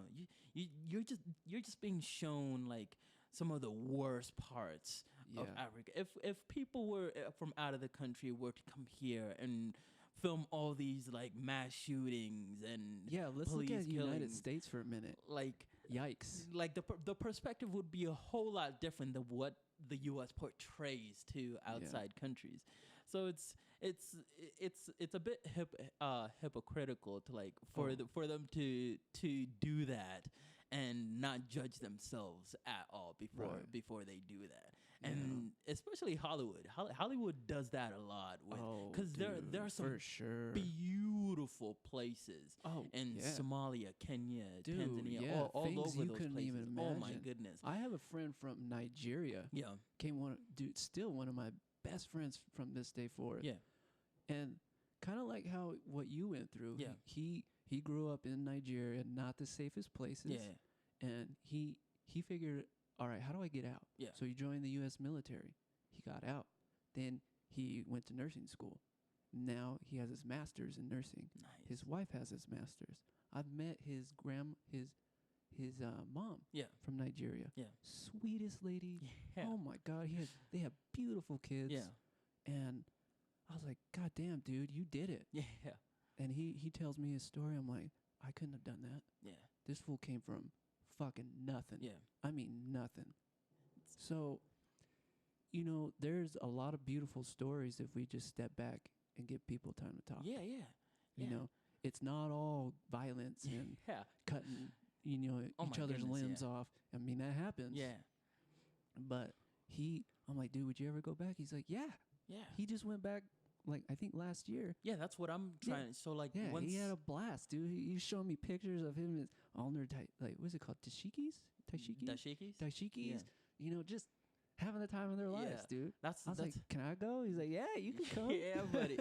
That's what I want to do. So You like know? at some point when I'm I either during my residency or after my fellowship year, I want to do a Doctors Without Borders and go back. Man, take me with you. Yeah, say no more. I want to go. I got I'm not you. a doctor, but And I maybe we could figure got something out. you. Yeah. They got CAT scans over there. Say no and more. X-ray? Yeah. Maybe I could teach like how to shoot X-rays or run a CAT scan. Dude, Bad. that'd be fucking. That'd be dope. You know what? I've always thought about that. Like, I love what I do, but I don't love it. Yeah. Something's missing, man. Yeah. I've been trying to figure it out for a long time, Yeah. and I'll be honest with you, I am not into it. Did you? Is it Something's like? missing? Is it something you just like thought of doing just out of the blue, or is it something you wanted to do? Like It's something I want to do since I was a kid. yeah. Like, I knew. So, quick story: I was born with a cleft lip and palate. Yeah. If you don't know what it is, just please look it up. Google it. It's Yeah. it's hard to explain. Yeah. Well, it's not hard, but it's a long Oh story. yeah, I know what it is. So, all the surgeries, everything I had done, all reconstructed surgeries, Yeah. I had like almost 26, 27 surgeries. Yeah. I went to the same school that did everything. Oh, So man. it was super important Yeah. that I go to that school. Yeah. And I wanted to do X-ray and CT because when I was a kid, it didn't hurt. Yeah. And that's the one thing I remember. And the X-ray techs were always like, "Hey, check this out." You know, Yeah. they were really sweet to me. I was like, "I want that. Yeah. I want that." And I stuck with it. And I stuck with it. Yeah. Most kids are like, "Nah, you know," but I went for it, dude. I knew as a kid. And now that I got it, dude, I accomplished so much. Like, went to the same school that like every dream I dreamt has come true. Yeah. Now I want to do music. I want to do this from now on. Yeah. But this takes a while. This Yeah. takes a while to build, Yeah, like, yeah. you know. And but with my job, when I go there, I'm like, I don't know. Yeah. Something, you know, my heart's not into it Yeah. anymore. And I think if I were to teach, because I love to teach, Yeah. I love to talk, obviously. Yeah. I like to put things together just because, dude, my mind's wired like that. It's not wired to sit behind a screen all day, sit behind some glass and scam people. Yeah. I'm bored. Yeah. Bored out of my mind, dude. I think for me,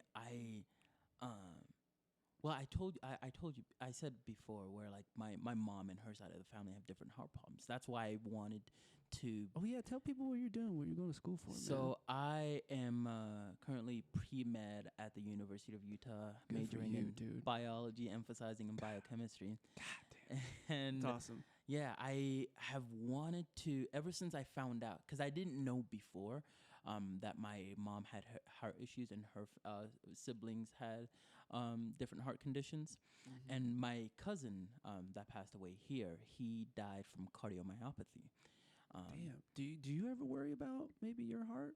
Did you get it checked out? It's one of the things I can't control. So, well, I haven't. Control a little yeah, bit. yeah, Yeah. I haven't, but I probably should. I'm not worried about it, but I probably should get it checked Yeah, out. just for peace of mind, Just in dude. case, Just, yeah. You know, if it runs in the family that deep, Yeah, yeah. that's like cancer. If it runs, you At some point, yeah, need to you're at monitor risk it. too. Yeah. It's just, I don't know. For me, it's like I said earlier, where it's like maybe it's like one of those negative things that might hinder my thought process in some way. So I'm like, maybe I should just hold off on this. Or I'm a little worried that like All right, I respect that. if I were to go and get it checked out, that I wouldn't like the results, and then I'd be like one of those Then you people that are worry and- yeah. But I'm not really as worried now, where I'm comfortable enough to go and get it checked out. I was actually planning on it at some point soon. Yeah, dude, just go get a simple troponin test and Yeah. an EKG. Yeah. That's it, dude. Say no more. Some blood and that. Say no more. That's about it, Yep. dude. Especially at your age, that's probably all they're gonna Oh do. yeah, I'm down. Yeah. And it's crazy because my cousin was 24 when he passed away. God damn, man. Because he had this incident when he was 15. It was after it was 16. So we all, like my mom and her side of the family, most of them lived in Boise. Well, some of them. She has a huge family. Some of them lived in Boise. So her two sisters, and one of her younger brothers, and another younger brother. We've all like grown up around each other. So like, from like Kenya, from the refugee camps to the U.S. Dude, you need to write a book. Yeah, That is just wild, dude. memoir would be crazy. Dude, the memoirs of my boy here. Dude, what would you call it, dude? Haruni's memoirs? Nah. I have to come up with something catchy. It might link something to do with the heart and The Heart of Haruni. yeah, dude. yeah, There you go. Yeah, that sounds yeah, good, dude. yeah. So Man, 24, huh? And you- yeah, and he had this incident when he moved away from Idaho. His family moved to Louisville, Kentucky. They lived there for like about a year and a half. But he was, from what he told me, he was playing ball at the gym and he just collapsed and had a heart attack. And then they went to check him out, and they said that he needed a pacemaker for the rest of his Mhm. life, Yeah. and he needed to, what was it? He was also like put on like 3 or 4 different pills Was it from then on. blood thinners or It may have been I forget what blood they're thinners, but called. I never really looked at them. There's like when I was suppressors there. and then there's not suppressors. Yeah. What are those called? God. Anyway. Now I'm trying to think. Of Yeah. It'll come to it. It'll come to us. Yeah. So, But I know what you mean. yeah. So while he was there, he went through surgery, got a pacemaker, and he was fine for. So was he pacemaker dependent? Yeah. Yeah. Yeah. God. Yeah. That sucks, dude. Because he wasn't. He was no longer allowed to play any sports. Yeah, just So he wasn't as active as he was before. They came back, he was a bit grumpier than I remembered him, sure. which makes sense. I didn't know about all of the. I knew about his incident, but I didn't know about his pacemaker or what he was going through at all. So I just thought he was like one of those grumpy cousins because I'd constantly they lived right by us when they moved back, and I'd constantly go to their place because I wasn't allowed video games or TV in my room. TV was like in the living room. Yeah, and me too. Yeah, funny. so like I'd go to their place to play video games. I always go to my friend's house and play games. Yeah. So whenever I go there, I'd also because it's family's house. I would never really mind just going through the kitchen and just making myself. It's different with compared to even friends I've had it for a long time and their families I know intimately. I can never ever one thing I do is whenever I go to their house and they offer me food, I say yes just to be respectful, and I never eat before the oldest person in the household and the owner of the house. I think that's like a Muslim thing too, where it's where the oldest person eats first. This is the oldest. I know in Asian culture, the most senior person. I think they sit by the door first too. Oh, we just sit on the floor there's something for us. Yeah. But for us, the oldest person eats first, and the oldest person also gets up first. So if the oldest person is still eating, you have to stay there and just keep on eating until that person keeps going down the line and almost done. You almost done, man. Damn, hurry up. Take small bits and pieces. I'll be like, wow, this is delicious. Building forts with your forks. Okay, can we hurry up? Yeah, there'd be times when I could feel the stinging in my leg. Where I'm like, man, dude, I've been here a long time. Because we sit with our legs crossed most of the times, and so I'm like, man, I'm done, aren't you? Yeah. So whenever I go to their house, I'd always make myself something to eat, and without asking anyone. And he'd always come at me because of that. He's always like, "Oh, you're always coming here," and he was like, "What's his name? I can't believe I forgot his name. The dad from Friday." Coming in Pops? here and eating all my chicken. Pops, man. I forget his legit name, but yeah, Pops. Witherspoon, John Witherspoon. Yeah. Okay, yeah. It was John Witherspoon's. He was exactly like his character. When he's eating the grapes. Oh man, that fool is so funny, man. Oh my goodness. God. Yeah. R.I.P. R.I.P. Man. R.I.P. dude. Yeah. So he would just be super grumpy with anything like that I did. But then a year or two passed, and because we're cousins, he didn't really get to me whenever. I just thought he was just playing around like the usual, and he was for the most part, but he was also a bit grumpy.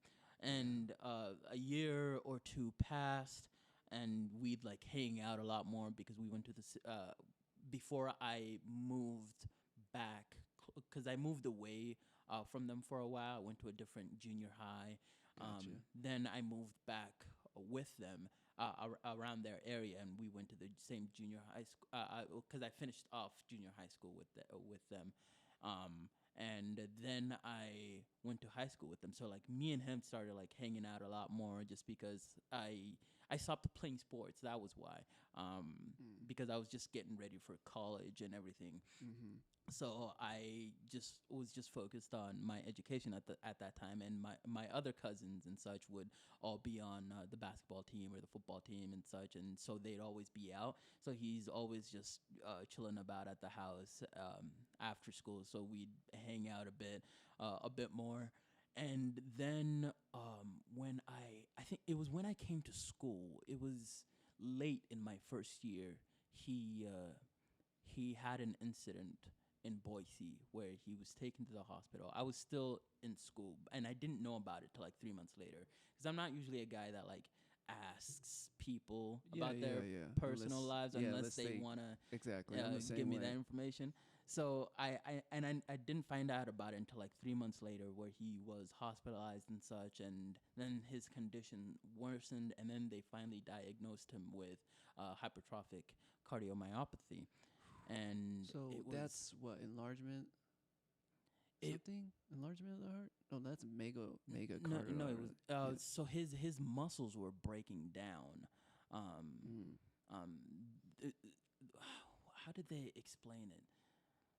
So I like their explanation, the doctor's explanation, better than Google's. yeah. Um, So something with the heart muscles are just Constricting, constricting. yeah. So he had then he started to get this issue. This was um, 2.5 years ago. He started to get this issue with, like, he was having swallowing problems where his esophagus would open, his esophagus and his Was that sphincter? what's the other airway that Trach? his trach would, like, they weren't closing and opening at the time that they're supposed to when you're eating something or drinking something. So Huh. wait, isn't it the esophagus that where air comes through? Or no, it's the trach. The trach, Yeah. yeah. That's So why they always do yeah. tracheotomy and stuff So like that.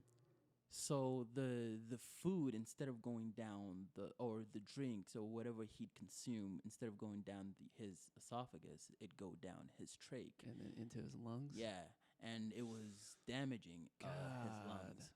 So I would then, imagine so. yeah, so then then I was told that he was coming up here for surgery, just because it's like the premier, one of the premier hospitals, or the premier hospital in the Northwest, especially for heart surgeries. Mm. So he was brought here for surgery because he needed an LVAD. So they placed an LVAD on him, and he stayed in the hospital for a few weeks, and then they put him on a portable LVAD, and then sent him home. And they told him that he needed to watch what he was eating, and with us, we don't really like watch what we eat. We just Eat? we just just eat. eat. So he needed to watch his, like, sodium intake Mhm. and how much electrolytes he's getting throughout the day, and just watch his diet. And Yeah. it was just a different change of pace for him, and he was not liking it at all, just because he wasn't allowed to enjoy life Right. like he was so used to enjoying. Mm-hmm. So then he had another incident where he was hospitalized there, and I was visiting at the time. I think it was during one of the breaks. I think it was like either fall break or winter break or something. He was hospitalized there, and I as soon as I found out, like, that was the first place I went to after I dropped my bags off. I'm like, oh, I just need to check on him, see what's going on. And he they told him, oh, the doctor was testing for, I can't remember exactly what they were testing for, but trying to see if, oh yeah, they were trying to see if he was eligible to be on the transplant list, because he needed a new heart, Mm-hmm. because his left ventricles were, Just yeah, just done, huh? yeah. So Did they ever put one of those fake valves in there too? yeah, They did. yeah.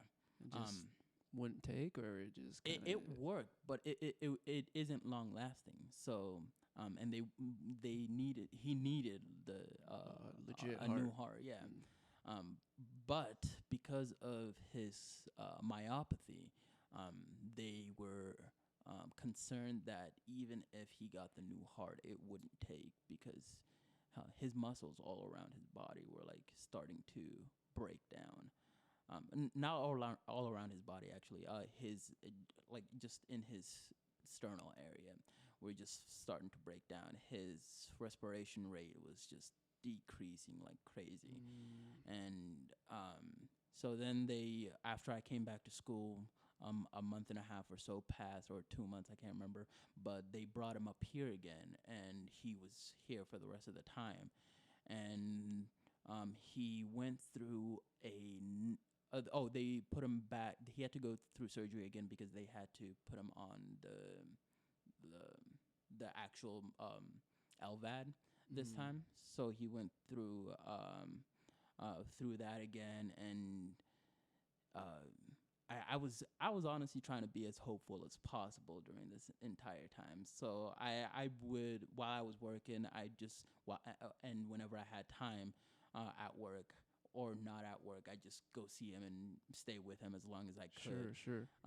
Just to because besides his dad, he didn't really have any other person here. His siblings were like working at the time back in Boise, and Mm. they try to come up uh, as much as they could, but you know how it works with life. Yeah, And yeah, yeah. yeah, yeah. So I try to stay with him as much as possible, and it was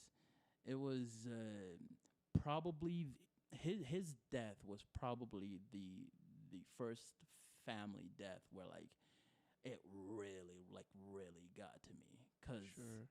I was in class at the time, and his dad called me and just and he told me that the doctors called him and he wasn't sure what was going on, just to see Mm. if everything was going on okay. So as soon as he asked me that, I just packed my bags and left class, went up to the hospital to check on him. And when I got there, one of the docs told me that he was brain dead because he was also on blood thinners. Mm. Um, um, so as soon as I found that out, I just like had no idea like how to react, what to do in this situation. So I called my parents first Yeah. because I wasn't really sure how to tell. I wasn't even sure how to tell my parents, but I just felt a little more comfortable just calling my parents and Mhm. letting them know what happened. And it was hard to get out, but I finally let them know. Then one thing that my mom told me is like, oh yeah, don't uh, call his parents, but just don't call. Oh no, call his parents and then call your other uncle. It's like my mom's youngest, one of his youngest brothers, because he's the one that sort of translates everything for the community. Because he came here when he was like 18, like 18, 19. So he was into that phase where like he still gathering information, and so he learned English a lot quicker. Plus, he was learning it when we were in the Got you. camps. So he sort of translated everything for them. So I called him, I let him know. Then I called my cousin's parents, and let them know. And it was probably the toughest time like for me, like toughest situation for me to have like ever gone through, where it's like, oh, nothing was just like nothing was popping in my mind. Like I was just blank. Usually I have things running up here 24/7, but it's Yeah. like, For the first time, he had yeah, nothing. I had nothing.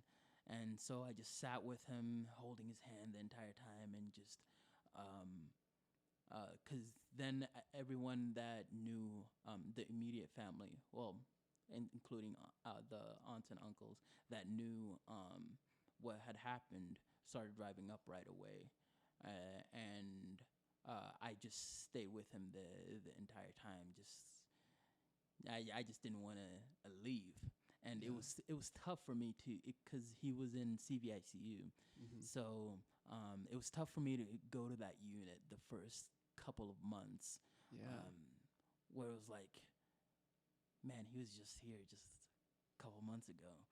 But Yeah. I once again, I don't really like portray the sadness that I'm feeling because it's of no use to anyone in the hospital while I'm doing the job. So, Sure.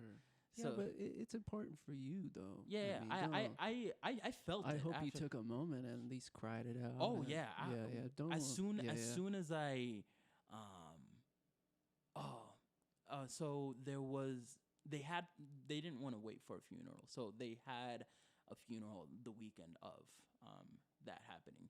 So they asked if I wanted to go back with them. I'm like, no, I'll just stay here for a day or two, and then I'll fly out to you guys for the funeral. So then my parents and when they got here, and then they were able to finally get his body taken to the Mhm. mortuary. They ended up leaving. They asked when I will be there, and I told them the Friday morning or so. No, Friday late afternoon, because it happened the Thursday. It was a week before June 16th. It was the 8th, June 8th, around 11:30 a.m. That's when it happened. Mhm. And I only remember that date because I honestly have been trying to forget it, but it was also the week before I left for my pre-med program in Spain. Got you. I told him just give me half a day just to gather myself. I'll book a flight right now, and I'll catch up with you guys tomorrow. So then I flew out on Friday, got there around Friday afternoon, and they did it Saturday morning, and or Saturday.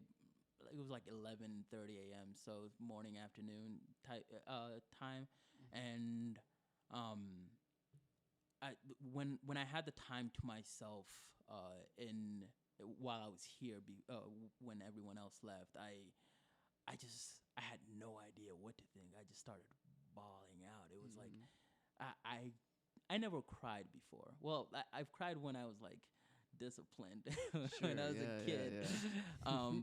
but it was never for like something like this with grandparents that have passed away. I understood that it was their time to go, but this guy was so young. Like Yeah. he was just one of the coolest people, and it was just like to me just the idea of him like being gone was just so unfair. So then I like bawled out when I had the time, just sitting in my room with my thoughts. And I gathered myself, and when we had the funeral on Saturday, everything was going very smoothly, and it was the first time I've ever felt like the somberness of a funeral, like the vibe of a funeral, like Right. what you're actually The supposed to be. energy. Yeah, the You energy actually around there. felt like this is Yeah, yeah, you lost a little bit. yeah, yeah. You know. So, and I went. Oh, it was before we went to the actual funeral. They were cleaning. They were washing him down or something and cleaning him. Mhm. And traditionally, um, the the men, I think it's an Islamic tradition, but I'm not 100% sure because I never really read into it. But the men help wash the body down, Mm. and I was able to keep my somewhat able to keep my composure during that time because a lot of people weren't able to, understandably so.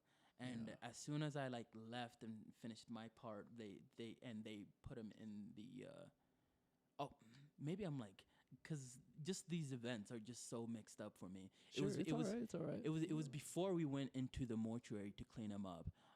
Everybody went in, and I went in a few steps, and I just like couldn't like go straight. As soon as I like saw his body, I like went straight out and just started bawling out. Yeah. And one of my aunts came out and just told me, sort of helped guide me to be able to go through it and help clean him up. And it was just rough during that entire time. I can't even say his name anymore. It's like Sure. tough, Yeah. tough for me to even say his name. Like, I have cousins that have the same first name as him, Mm-hmm. and I like give him nicknames now.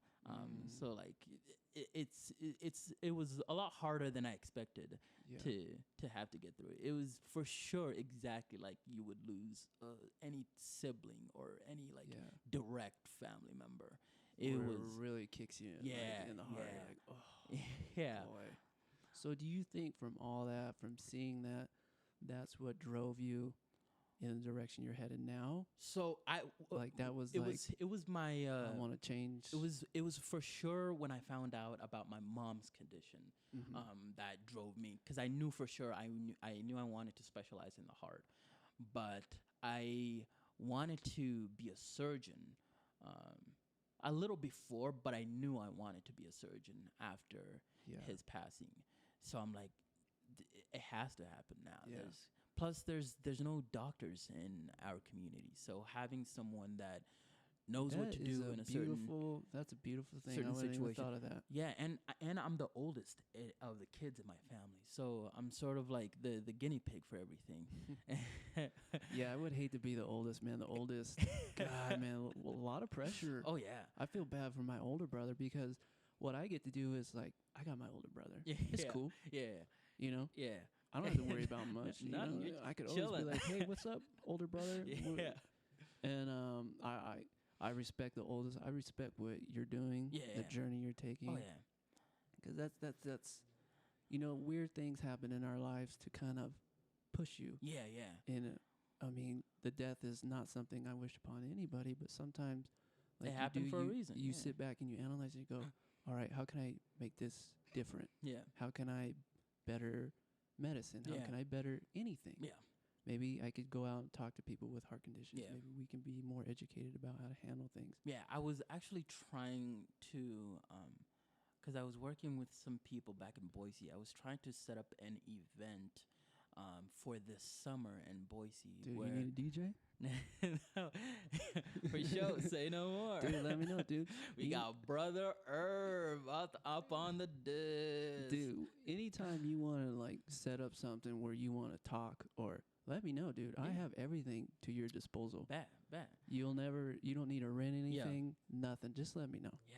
because I'm for it, because that thing I'm missing Yeah. is that thing. Oh, I'd I'd be down for that. I need to step out of the hospital. Yeah. I've been in there way too long. Yeah. I'm burnt out. I've been in there my whole life, dude. Yeah. Legitimately my whole life. Yeah. Every surgery. I can't remember one time I haven't been in a hospital. Yeah. You know, at least a year without being in a hospital. Yeah. Never.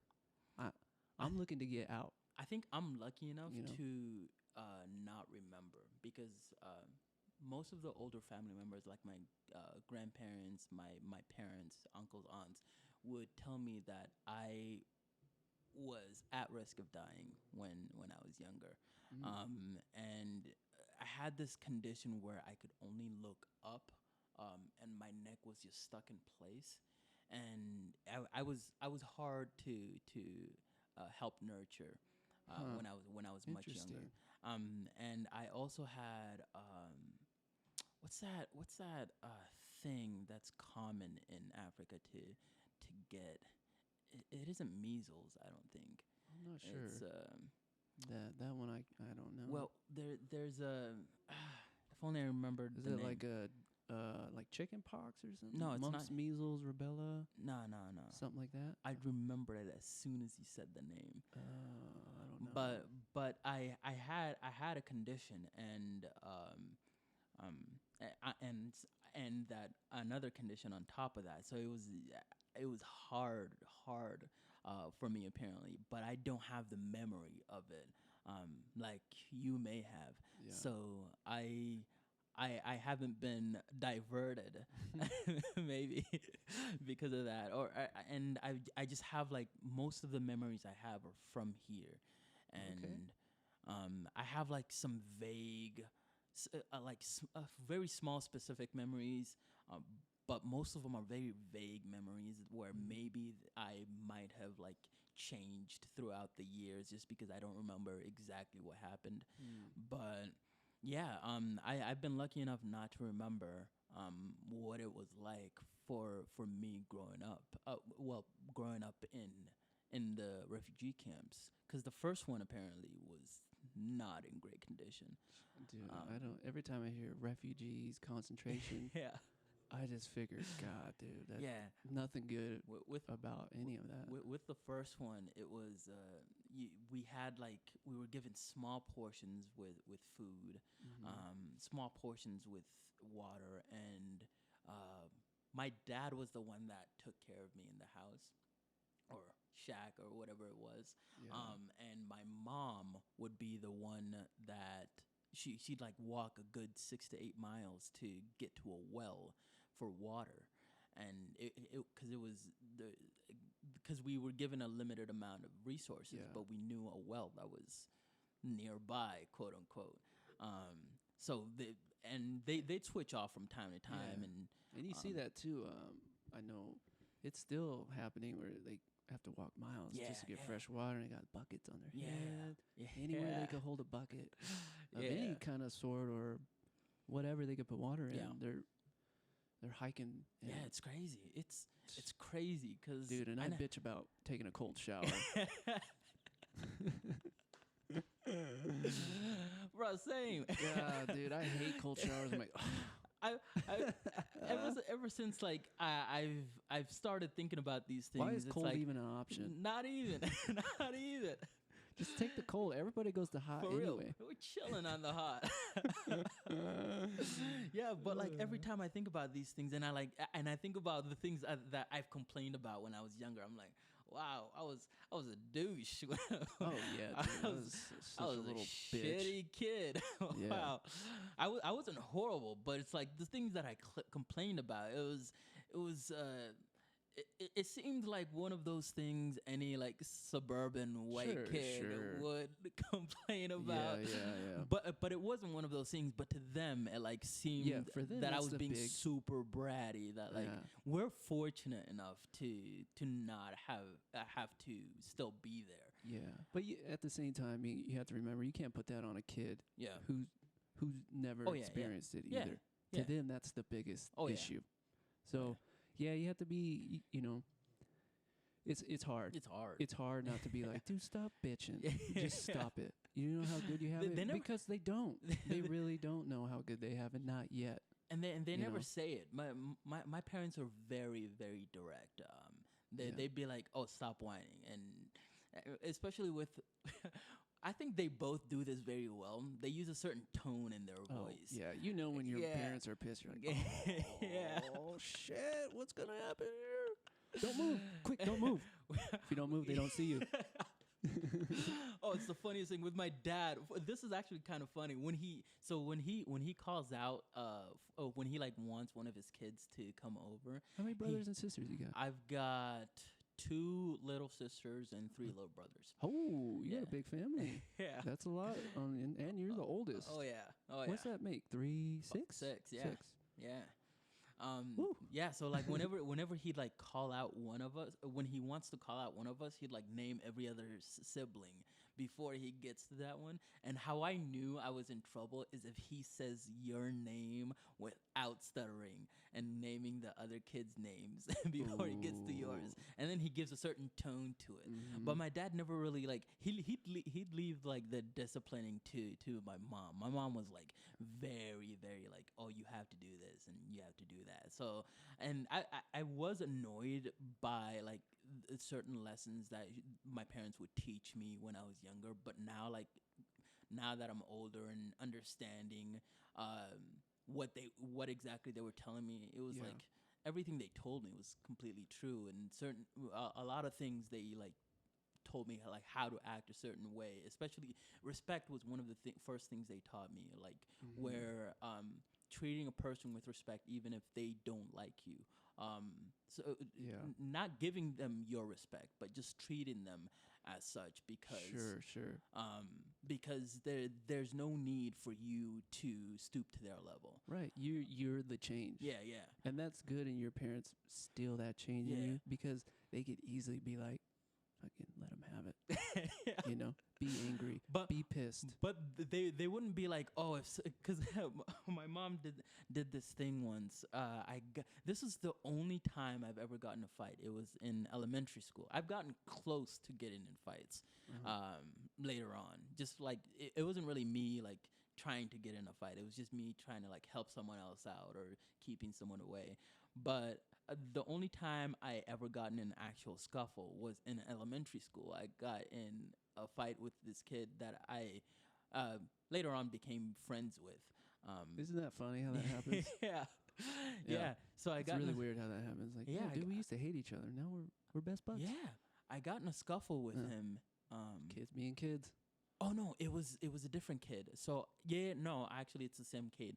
I got in a scuffle with him, and his mom later on after school like came at me just yelling at me. He's like, "Oh, why would you do this to my son? Oh, blah blah blah. You shouldn't be fighting at all." And then I went home. I thought I was gonna get in trouble because the school called my parents. Yeah. And I'd never like gotten written up or anything while I was in school. So it was like, man, I don't know what's gonna happen when I go home. So I get home and my parents are just sitting there. They're like, "Oh, you mind telling us what happened when while you were in school?" And I told them exactly what happened.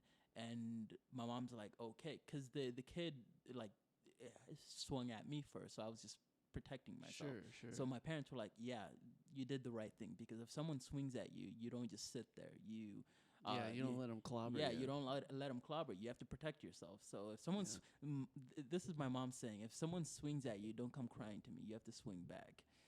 It's pretty straightforward advice, dude. Yeah. We respect that. Yeah, it's just about self-defense, and everything else they've taught me. I hold on to it now, especially just because they were such wise words given to me that I didn't pay attention to while I was younger.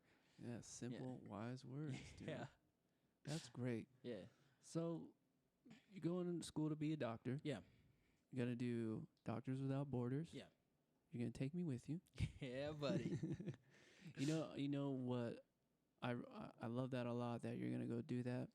I've always had that ambition too. I haven't found how to quite do it yet. Yeah. Because I want to get involved with cleft palate kids. Yeah. Because I know that world. Yeah. That world is, I could tell you the ins and outs. Yeah. Everything. And man, I can imagine like what you had to go through. Like. you know what? A lot of people don't. I'm not gonna sit here and make this about myself. No, you're chilling. Just what you go through, especially as a kid, all that pain and trauma, and just you're not understanding what's going on, especially as a kid, dude. Yeah. Usually you hit that shit later in life. Yeah. Usually you hit like, all right, man, I'm 60. Shit's starting to fall apart. Yeah. I came out falling apart. And with that, I'm assuming this is what I'm supposed to look like. Yeah. This is what they came up with. I don't know. So with a lot of that comes a lot of psychological like games. Yeah. Like, okay, I got two brothers that don't have any issues. They don't know where this came from. And dude, you want to talk about research crazy. I've given so many presentations on it. I've talked to doctors about it. Yeah. I mean, smart ass people. Yeah. And they're just, I don't know. Yeah. It happens. It's a fluke thing. That's why they call it a fluke. They don't know unless they obviously see it. Yeah. Like if I were to have kids, Yeah. for sure. And I've had a battle with that too. Yeah. Personally, I can't put a kid through that. Yeah. If I know what I went through, and people they challenge on me and a lot. And unless you go through it, you don't know. Yeah. So to sit here and be like, well, and that's the same with the Black Lives Matter thing. Yeah. Unless you go through it, unless you sit and talk with people and really You understand can't it. possibly even You, fathom. I like, still don't know yeah, what that's like. yeah, And that's why I kind of held my tongue for a long time yeah, because I need to get educated. yeah, I don't know. And that's why what you're telling me, like this, dude, you're only educating me more yeah, on why that's this fucking frustrating, yeah, you know? yeah, So, and that's why I always tell people go out. If you don't understand, start talking to people. yeah, Start talking to people who are dealing with it, who know somebody who's been through it, yeah, because that makes you unique. yeah, You know, if you just sit here and like we talked about, you playing in your bubble your whole life, who are you? yeah, You know, what do you know? yeah, You're not changing anything. You're carrying the same garbage that the person who taught you that. You're not progressing. So with me is I tell people what I've been through, and I mean they're struck. They're like, oh shit. yeah, But a lot of that there's a lot of personal psychological issues that come with it that never get addressed. yeah, And I think that's one of the biggest problems with a lot of cleft palate and kids is, well, tell me, how do you feel? yeah. That was never addressed when I was going Oh, through really? it. Never. It was never, how you feeling? How you doing? Later on, I would get diagnosed with major depression disorder. I think it's bipolar 1 Yeah. disorder, they call it now. And, dude, it's tough. Every day I wake up going, what the fuck? Yeah, You know, what for? yeah, Why? You know, I need a reason. I need to find something like bigger than myself to Yeah. keep going. So that's why I went in the medical field. I'm like, all right, I can help these people. Now that I'm there, I'm like, this isn't what I need to be involved with that. yeah. You feel like Yeah. you're just held in a bubble. Yeah, like I said, now I'm in a bubble Yeah, and I'm not getting anywhere. Yeah. I got a lot of knowledge. I got a lot of experience. I'm educated. I know what I'm talking about. yeah, How can I help? So that's the next step. Obviously keep this going yeah, because this is good for everybody. yeah, You know, this only helps, yeah, you know, and that's why I want to talk to kids, parents who have cleft lip and palate. Yeah.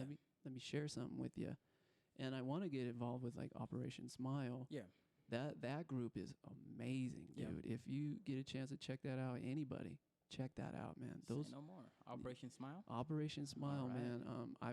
I've donated. They're changing kids' lives, man. Oh, It that's is fantastic. beautiful what they're doing, and they have the same thing. Like they go over to third world countries, Yeah, however you want to call them, yeah, and they fix they give these kids a normal life. yeah. It's beautiful, man. Oh, that's fantastic. And I think that's why I always feel like really, really out of place. I feel uncomfortable like 99% of the time. Yeah, Just because what happened to me usually happens in undeveloped countries. yeah, I mean, China has a big issue with it. Japan, India. I mean, go down the line. yeah, And it's because of like their theory is maybe environmental issues. Maybe the mom is under amount of stress. yeah, So when it happened to me, it's like, dude, I have all these connections with everybody in the world. yeah. I have a different connection. I look at the world. I'm not saying I'm unique, but I look at it different, man. That's dope though. It's, and I think that's why I love different cultures, different everything, is because, man, dude, I'm different. Unique. I'm different. Like, and I hated the fact that my parents are like, oh, we're gonna treat all our kids the same. You never want to do that. Yeah, Raising kids, every kid is different, yeah, and you need to isolate. Like, all right, he needs this a little bit more, and they don't need that much. yeah, and, yeah. you know, it's very fine tuning. I mean, I'm not a parent, but what I've seen is it's delicate, man. Yeah. You say one thing wrong, that kid holds on it Yeah. forever. Yeah. And I give parents credit to where their kid comes out great. Like your parents, Yeah. great job, man. Great job. You know, you're a beautiful soul. Keep doing what you're doing. Oh, thanks, brother. And let me know whatever you need. I know. Say no more. Whatever you need, I'm there for you. Oh, yeah. I want to see people get what they want out of life. Oh, for sure. And however I can help, please let me know. No problem at all. All right, dude. Been a pleasure talking with you. Hey, Had a likewise, great time, man. Likewise. And thank you for talking about Black Lives Matter. Thank you for dude, educating a lot of Oh, people. no problem at all. Appreciate you, My man. pleasure. Thanks for the tea, by the way. Well, I All got you. right. All right, everybody. That's a powerful Harun. And thank you for listening. And stay healthy, stay safe. And as always, thanks for listening. This is Erbe.